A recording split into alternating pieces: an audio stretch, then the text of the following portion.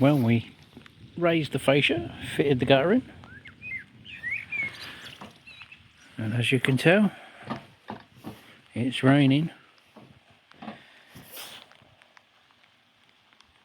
and it's working.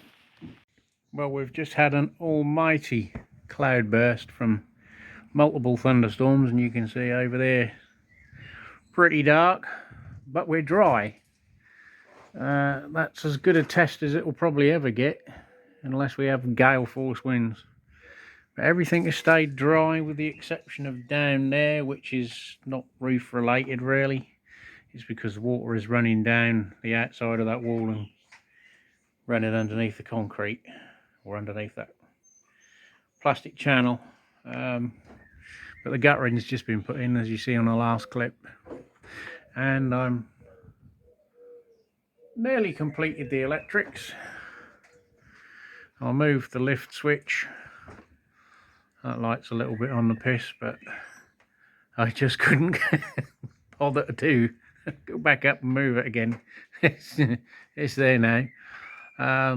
We went for one light there, two lights there on one circuit, the two here on another circuit, so that obviously provides additional light should one of these tubes go down. And we've got two that side, and the two that side serve to illuminate around the workshop bay of the lift. And there's still the temporary one up the top there hanging on a bit of wire, which can be used on the plug top. So the only thing left here now is just a complete ring main circuit and a feed for the compressor.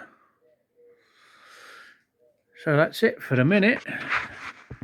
So during the last update or so, I did mention the cost of the roof project. Some people were pretty close. Some people obviously haven't bought any building materials for a few years. And some were scarily expensive. I just hope you don't come around and do me a quote for anything. So the breakdown. Where do we start? The hardware. Now, I did say when I started all this, I tried to use as much boxes of screws and washers and nuts that I did have, but invariably you end up having to buy, you know, I had to buy more threaded stud to bolt these together. I bought this post, so there was the hardware up there and down there. I already had them bits, but I had to buy raw bolt. You know, the general, you buy something and then suddenly you need some screws, washers to fix it. It started racking up. When I tallied it up, I thought, bloody hell, £134 just in hardware, nuts, bolts, screws, washers, brackets.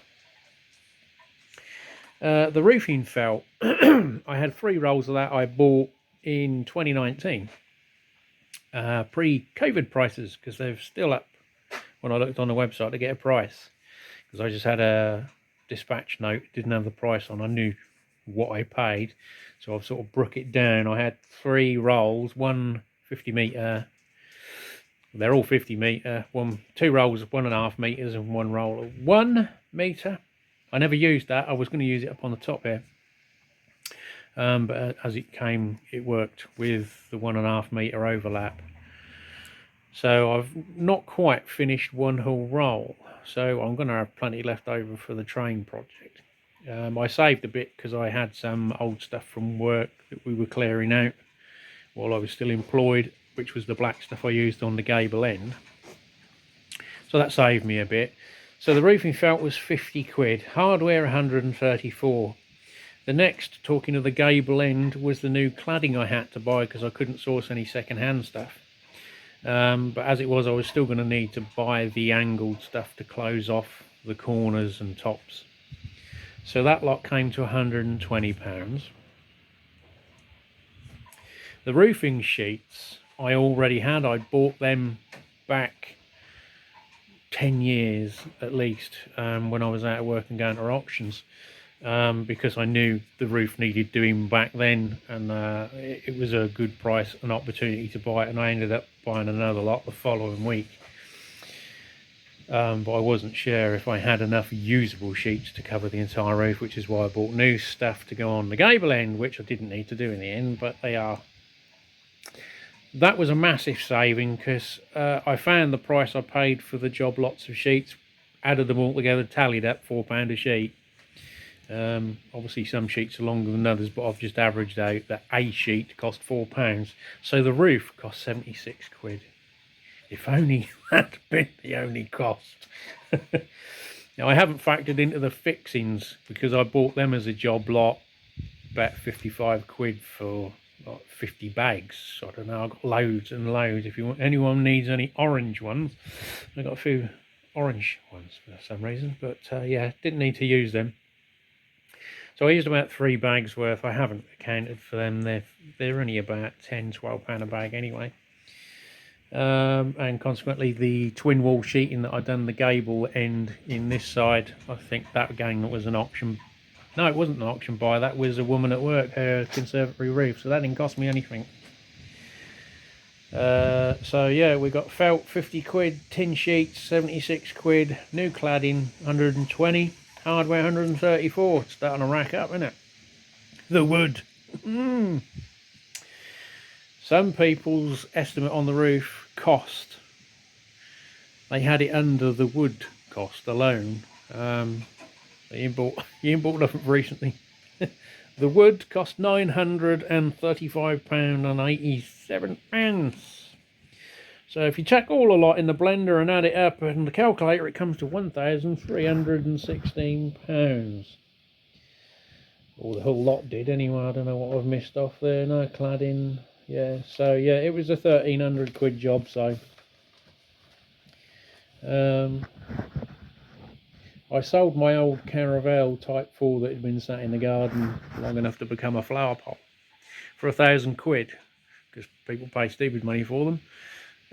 So that I was originally going to put towards the cost of the roof. So I didn't have a budget. It was going to cost what it was going to cost, and it needed doing. So yeah, 1,300 quid, and I had £1,000 to cover it. So, you know, I'm £300 in over that period of time. So not too terrible.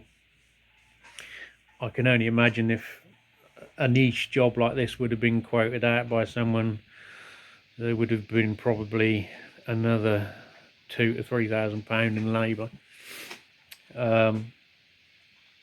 Because most of them wouldn't have done the job anyway. And that's obviously not including if you'd have got Sparky in to do the electrics. So that would have probably been another £300 to £500. So yeah, good job I can still do bits myself. So yeah, we've got some material left over, like the felt, to do the building. The snippets you'll see in this video, or maybe another one, obviously show some corrugated sheeting, which is going to be the wall for the shed. They were a pretty good buy as well. So my biggest expense on the next project is going to be the concrete in bricks and the wood again. Wood's not as expensive as it was when I was starting to do this repair job. I found an invoice for the conservatory I built in 2019, and the 2x4s were £9.95 a length. They're back that price now. I think it's £9.95 or £10.95.